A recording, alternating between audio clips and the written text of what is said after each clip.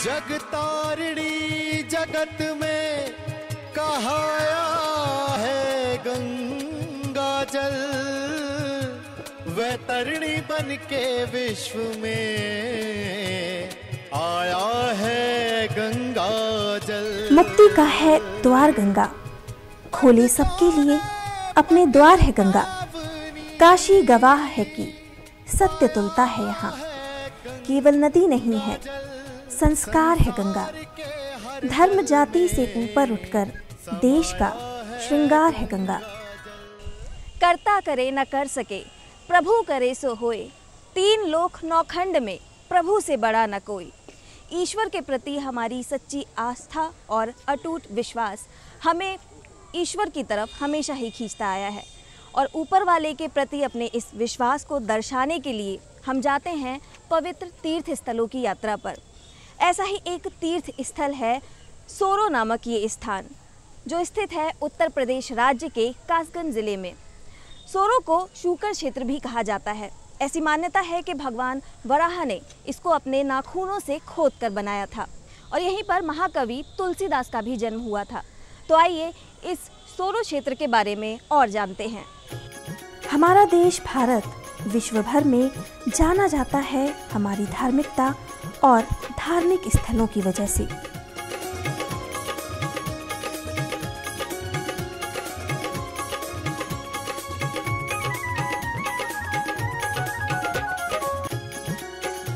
हमारे देश में ऐसे अनेकों राज्य, अनेकों शहर और अनेकों स्थान हैं जो न केवल देश में बल्कि विश्व भर में जाने जाते हैं अपने धार्मिक स्थलों की वजह से, जहां हजारों लाखों की संख्या में देश विदेश के लोग आते रहते हैं और परिचित होते हैं हमारी धार्मिक धरोहरों से।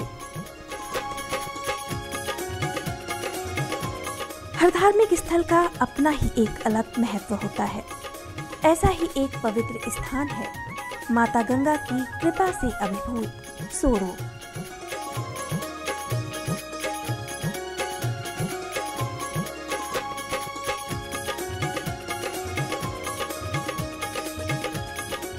शूकर क्षेत्र की यह पावन धराधाम भारत के पुण्य क्षेत्रीय तीर्थ स्थानों में आदि तीर्थ भगवान श्री नारायण विष्णु जी का तृतीय अवतार भगवान वराह के रूप में यहीं पर हुआ था। यह भारत की पुण्य भूमि है, तीर्थ भूमि है, ये आदि तीर्थ है। जब संसार के अंदर जल ही जल था और देवगण सृष्टि के लिए भगवान विष्णु से विनम्र निवेदन कर रहे थे, और पृथ्वी जब हिरण्याक्ष दैत्य के यहाँ कैद थी, तब भगवान विष्णु ने तृतीय अवतार के रूप में अवतार लेकर हिरण्याक्ष का वध करने के पश्चात पृथ्वी का उद्धार किया था। पुराणों में वर्णित है कि भगवान वराह ने हिरण्याक्ष का वध किया और वध करने के पश्चात पृथ्वी को जल के ऊपर लाकर स्थापित किया। पृथ्वी का वह भूभाग जो जल के ऊपर सबसे पहले आया था, वो यही शूकर क्षेत्र है। सोरो शूकर क्षेत्र के नाम से जाने जाने वाला यह स्थान उत्तर प्रदेश राज्य में कासगंज जनपद की एक तहसील है। शूकर क्षेत्र की सीमा को वराह पुराण में वर्णित भी किया गया है। पंच योजन विस्तीर्णे सूकरे मम मंदिरे। शूकर क्षेत्र का विस्तार पुराणों के अनुसार 5 योजन है। 60 किलोमीटर के भूभाग को भगवान विष्णु ने सर्वप्रथम तीर्थ के रूप में मान्यता दी। भगवान वराह ने पृथ्वी के उद्धार के पश्चात अपने मंतव्य को पूरा किया, और मंतव्य को पूरा करने के पश्चात स्वर्गारोहण किया। लेकिन स्वर्गारोहण से पूर्व वह मार्ग क्या हो, तब भगवान वराह ने स्वयं इसी भूभाग पर एक गंगा का अवतरण किया। अपने नखों से एक भूभाग को खोदा और वहाँ से जल निकाला और उसी भूभाग में उन्होंने स्वर्गारोहण किया। यह मान्यता है और पुराणों में भी वर्णित है। यहाँ प्रत्येक अमावस्या, सोमवती अमावस्या, पूर्णिमा, रामनवमी, मोक्षदा एकादशी आदि अवसरों पर तीर्थयात्रियों का बड़ी संख्या में आवागमन होता है और वे गंगा में स्नान कर पुण्य प्राप्त करते हैं। प्रतिवर्ष सरकारी आंकड़ों के हिसाब से 50 लाख लोगों से भी ज़्यादा तीर्थयात्री इस सोरो सूकर क्षेत्र में पधारते हैं और विभिन्न प्रकार से अपने मनोआकांक्षित जो उनके भाव हैं, जो इच्छाएं हैं, उनको पूरा करते हैं। सोरो सूकर क्षेत्र के तीर्थ पुरोहित जगत विख्यात हैं। इनके पास प्रत्येक परिवार के पूर्वजों का इतिहास है।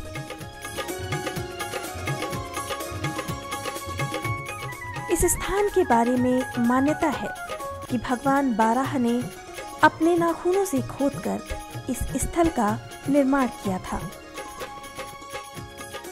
इसीलिए खासतौर पर यहाँ इन्हीं की पूजा की जाती है। इस नगर का हिंदू धर्म में अद्वितीय महत्व है, जिसका वर्णन पुराण ग्रंथों में भी मिलता है। ऐसी मान्यता है कि यहाँ पर आकर अपने पूर्वजों का पिंडदान करने से उन्हें निश्चय ही मोक्ष की प्राप्ति होती है। आदि तीर्थ गंगा जी में बहुत दूर से यात्री आते हैं। गुजरात से, राजस्थान से, मध्य प्रदेश से, उत्तर प्रदेश से, भारत के सभी प्रांतों से अपनी अपनी मनोकामनाओं को पूरी करने के लिए। और ये विशेष रूप से पितृ तीर्थ है। यहाँ पर पितरों की अस्थियाँ विसर्जित की जाती हैं। पितरों का संस्कार, अंतिम संस्कार करने भी सबको लेकर जलाते हैं यहाँ स्मशान में। और फिर दशगात्र करने भी आते हैं। काल सर्प योग की पूजा भी होती है यहाँ पे। रुद्राभिषेक भी होते हैं, पुत्रेष्टि यज्ञ भी होते हैं, महामृत्युंजय यज्ञ भी होते हैं, जप भी होते हैं। नाना प्रकार के अनुष्ठान यहाँ पर संपन्न होते हैं विशेष विद्वान ब्राह्मणों द्वारा। इसीलिए हजारों लाखों की संख्या में लोग यहाँ आते हैं, पिंडदान, मुंडन के साथ साथ अस्थि विसर्जन भी करते हैं। मान्यता है कि यहाँ की गंगा में अस्थि विसर्जन करने के 3 दिन में ही अस्थि रेणु रूप धारण कर लेती है।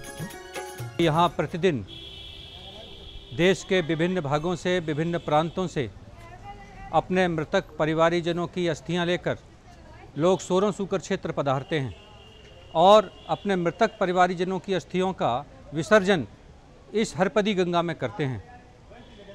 ऐसी मान्यता है कि यहाँ पर विसर्जित की गई अस्थियां 36 घंटे के अंदर इस जल में विलीन हो जाती हैं।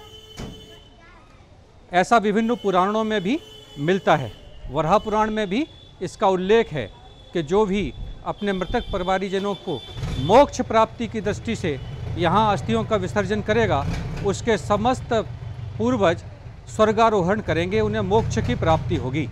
और इसी कारण से प्रतिदिन देश भर से मध्य प्रदेश, राजस्थान, गुजरात, दिल्ली, देश के विभिन्न भागों से सैकड़ों तीर्थयात्री अपने मृतक परिवारीजनों की अस्थियां लेकर सोरो सूकर क्षेत्र आते हैं और इसी हरपदी गंगा में उसका विसर्जन करते हैं। गंगा के चारों ओर अनेकों देवी देवताओं के मंदिर बने हुए हैं। इन्हीं मंदिरों से गंगा के घाट घिरे हुए हैं, जो कि न केवल धार्मिक दृष्टि से महत्वपूर्ण है, बल्कि देखने में भी रमणीय लगते हैं। गंगा के घाट पर ही मुख्य मंदिर में प्रवेश करने के लिए एक मुख्य द्वार बना हुआ है।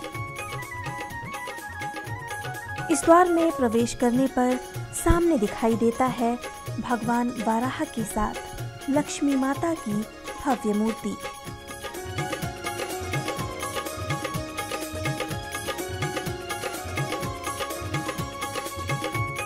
मंदिर परिसर में आगे बढ़ने पर भगवान बाराह की एक और विशालकाय मूर्ति बनी हुई है, जिसमें सभी देवों के मुंड यानी सिर लगे हुए हैं।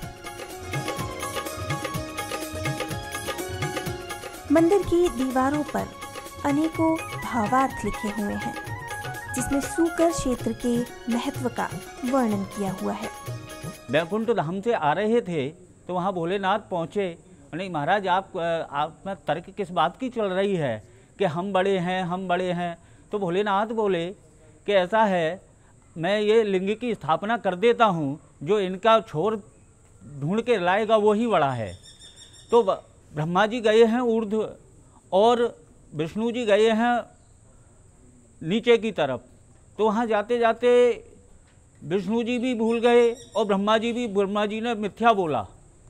और भगवान विष्णु ने क्या किया कि 12 मस्तम रूपम आस्थाय गतमानथ नापस्य दल्पमप्यस्य लिंगम मूलस्य सूकरः। लिंग का जो मूल है वो सूकर क्षेत्र में ही निवास होता है। इसी प्रकार से ये जो हमारी सृष्टि का मूल जो है वो सूकर क्षेत्र ही है। इसी प्रकार से समस्त हमारे 12 भगवान ने ही आज्ञाएं दी हैं। जैसे संकल्प में आता है महापुरुषस्य विष्णुर आज्ञा, तो आज्ञा भी हमारे 12 भगवान की ही चलती है। और उसी आज्ञा में प्रत्येक ग्रंथों में आता है, जैसे निगम कल्प तरोर गलितम फलम, हमारे भागवत जी में स्वयं व्यास जी महाराज लिखते हैं। और मानस में भी प्रणत कल्पतर करुणा पुंजा, वो भी कल्प वृक्ष का ही है। तो जितनी भी मर्यादाएं हैं ना, वो हमारे भगवान वाराह की ही चलती हैं। कहा जाता है कि इस मुख्य मंदिर को पहले तोड़ दिया गया था और उसके उपरांत नेपाल नरेश के द्वारा इस मंदिर का पुनः निर्माण कराया गया। इस मंदिर को मुस्लिम काल के दौरान आक्रमण कर धूल धूसरित कर दिया गया था, तोड़ दिया गया था। और तब यहाँ पर इस मंदिर में भगवान श्री वराह की आराधना कर रहे नेपाल नरेश के गुरु ने आग्रह किया नेपाल नरेश से, और नेपाल नरेश ने अपनी गुरु की आज्ञा का पालन करते हुए इस मंदिर का जीर्णोद्धार कराया। भगवान बाराह और माता लक्ष्मी की मुख्य मूर्ति के ठीक सामने लगा हुआ है एक विशाल घंटा, जो नेपाल नरेश ने ही नेपाल से मंगवा कर यहाँ स्थापित कराया था।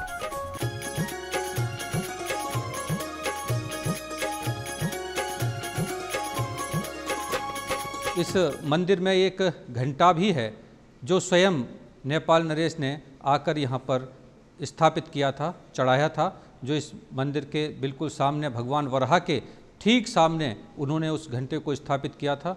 560 साल पूर्व यह घटना हुई थी जब इस मंदिर का जीर्णोद्धार और घंटे को यहाँ पर चढ़ाया गया था। इस घंटे की आकृति नेपाल में लगे घंटों के समान ही बेहद खूबसूरत है। कहते हैं यह घंटा 1600 ईस्वी का है।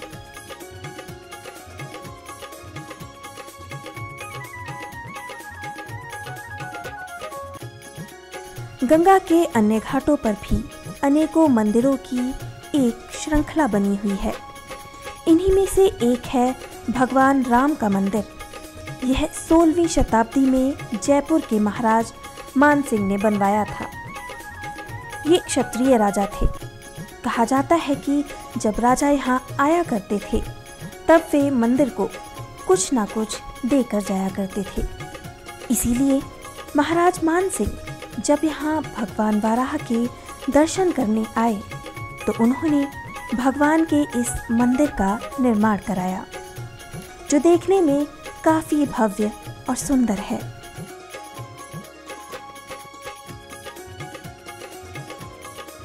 इस मंदिर के अलावा गंगा घाट पर स्थित अन्य मंदिर हैं। श्री लड्डू वाले बालाजी का मंदिर, जहां मनोकामना पूर्ण होने पर लड्डुओं का भोग लगाया जाता है।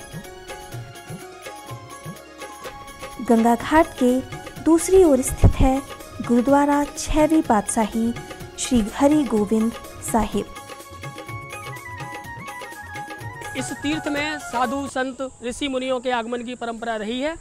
इसी श्रृंखला में 1508 में पूज्य गुरु नानक देव जी यहाँ आए और उन्होंने अपने पंथ की स्थापना और पंथ के प्रचार और प्रसार के लिए उन्होंने यहाँ स्थापना की। यहाँ आए, इन्होंने तपस्या की और उसके बाद 1608 में गुरु हरगोविंद साहब जी का यहाँ पदार्पण हुआ सुकर क्षेत्र में, और उन्होंने अपने पंथ का यहाँ प्रचार प्रसार किया। सोरो सुकर क्षेत्र एक आदि तीर्थ है।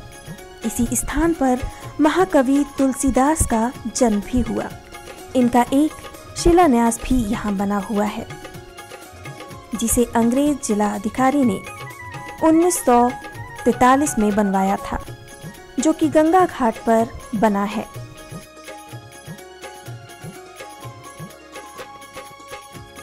यह स्थान मानसकार गोस्वामी तुलसीदास जी की जन्मभूमि है और जन्म से लेकर अपनी युवावस्था तक गोस्वामी जी यहाँ पर रहे।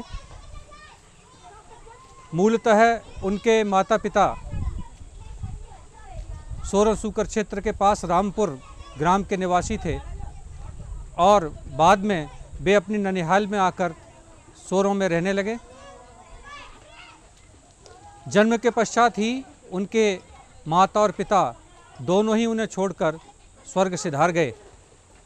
बूढ़ी दादी ने उनका पालन पोषण किया। सोरो के बारे में कहा जाता है कि मुगल शासक अकबर के शासन के समय यह एक जिला था। आईने अकबरी के अनुसार अकबर अपना पीने का पानी यहीं से मंगवाया करते थे। ये कभी राजा सोमदत्त सोलंकी की राजधानी हुआ करती थी और सोलंकियों की राजधानी के रूप में पूरे भारतवर्ष में विख्यात थी। सोरो सुकर क्षेत्र ने ऐतिहासिक दृष्टि से कई लड़ाइयां देखी हैं, जिसमें पृथ्वीराज का एक युद्ध सोरों की ही भूमि पर हुआ था और इसका जिक्र पृथ्वीराज रासों में भी आया है। ऐसा कोई कालखंड और युग नहीं गया जहां पर सोरों ने ऐतिहासिक दृष्टि से अपना महत्व जो है स्थापित नहीं किया हो। अकबर के समय में सोरों जनपद का स्तर रखती थी, जनपद थी, डिस्ट्रिक्ट हेडक्वार्टर थी और तब इस जिले में कोई दूसरा इतना बड़ा नगर नहीं था। इस जिले के दो ही नगर थे, या तो सोरो सुकर क्षेत्र या पटियाली। तो इतना बड़ा ऐतिहासिक महाभारत काल में भी सोरों का बहुत महत्वपूर्ण स्थान रहा। रामायण काल में भी सोरो सुकर क्षेत्र का बहुत महत्वपूर्ण स्थान रहा और अंग्रेज़ों के कालखंड में भी और मुस्लिम शासक के कालखंड में भी। और मुस्लिम शासन के कालखंड में तो इसने कई आक्रमण झेले हैं। यहाँ के बहुत सारे मंदिरों को नेस्तनाबूद किया गया। यहाँ की पूरी संस्कृति को मिटाने का काम मुस्लिम कालखंड में हुआ और एक बार नहीं कई बार हुआ। इतिहास की किताबों में सारा उल्लेख है। तो सोरों का इतिहास, चाहे वो धार्मिक इतिहास हो या राजनीतिक इतिहास हो, ये दोनों ही बड़े महत्वपूर्ण रहे। गंगा के घाट पर ही एक अति प्राचीन मल्लशाला यानी अखाड़ा भी बना हुआ है।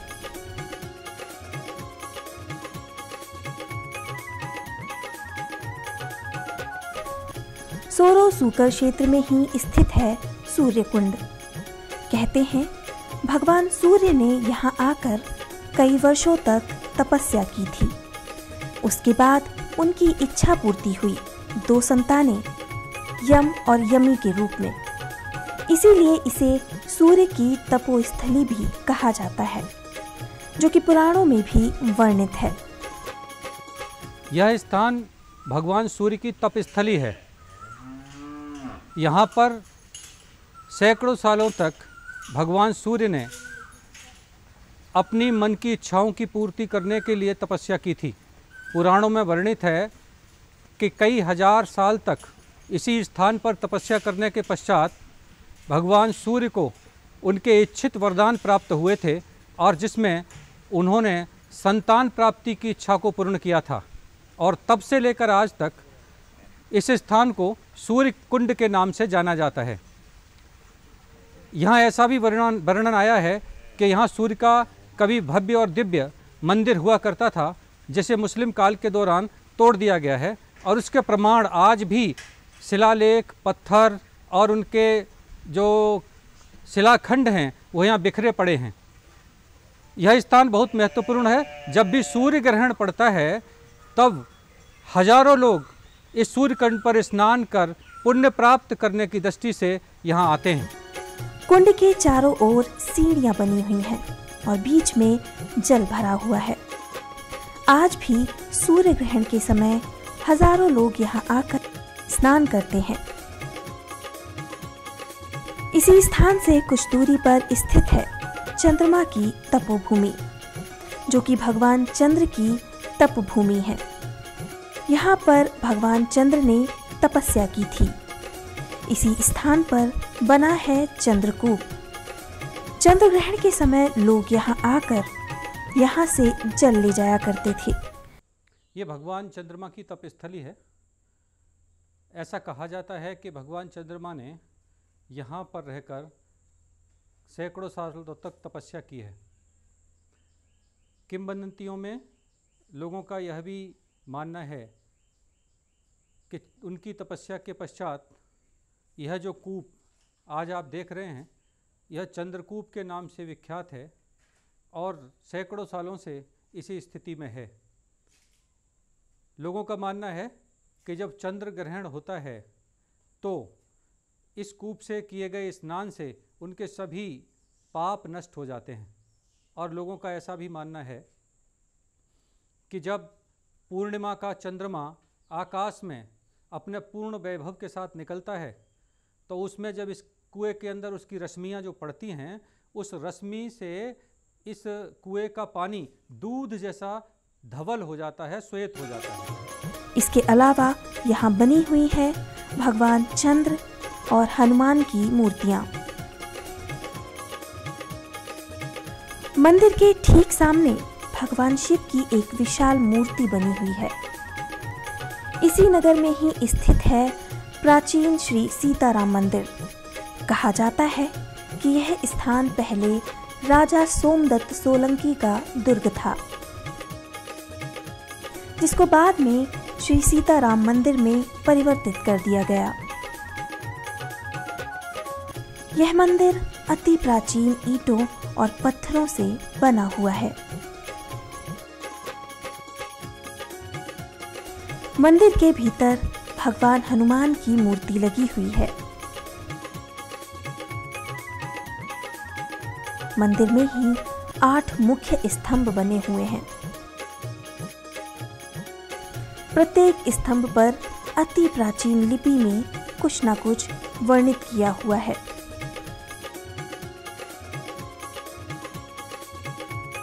इस मंदिर की दीवारों पर की गई भव्य प्राचीन समय की उत्कृष्ट कलाकारी का एक अद्भुत उदाहरण है। कहा जाता है कि यह मंदिर 11वीं शताब्दी में बनाया गया था। मुख्य मंदिर के चारों ओर खूबसूरत बगीचा बना हुआ है, जो इस मंदिर को और भी मनमोहक बनाता है।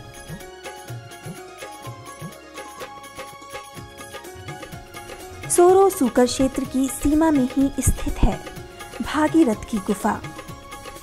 भागीरथ ने इसी स्थान पर रहकर सालों तपस्या की थी, जिसके बाद उन्होंने गंगा को धरती पर उतारा था। पहले इसी स्थान पर वृद्ध गंगा भी थी। कहते हैं भागीरथ ने यहीं रहकर जल विज्ञान सीखा था। ये वो स्थान है जहाँ पर महर्षि भागीरथ ने रहकर बहुत सारी सालों तक तपस्या की थी, क्योंकि यह स्थान बहुत महत्वपूर्ण है। इस स्थान के नीचे कभी वृद्ध गंगा बहा करती थी और इसी स्थान पर महर्षि कपिल सैकड़ों सालों तक साधनारत रहे थे और यहीं पर महर्षि भागीरथ ने रहकर लंबे समय तक तपस्या की और उस तपश्चर्या के बल पर ही वे हिमालय से गंगा को धरती पर उतार पाए। सोरो नामक ये स्थान धार्मिक और पौराणिक रूप से महत्वपूर्ण स्थान रखता है। यह एक प्रसिद्ध तीर्थ है जिसके प्रति लोगों की अपार श्रद्धा है।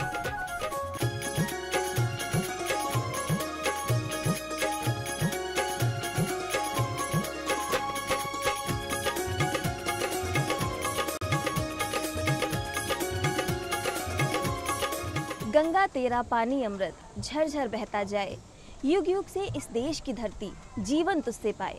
गंगा को यूं तो पतित पावनी गंगा कहा गया है और ऐसा माना गया है कि गंगा में स्नान मात्र से ही व्यक्ति को मोक्ष की प्राप्ति होती है, उसके तमाम पाप दूर हो जाते हैं। गंगा का महत्व हमारे देश और हमारी संस्कृति में हमेशा से ही रहा है। इसे न केवल एक नदी माना जाता है बल्कि इसको गंगा माँ के रूप में जाना जाता है।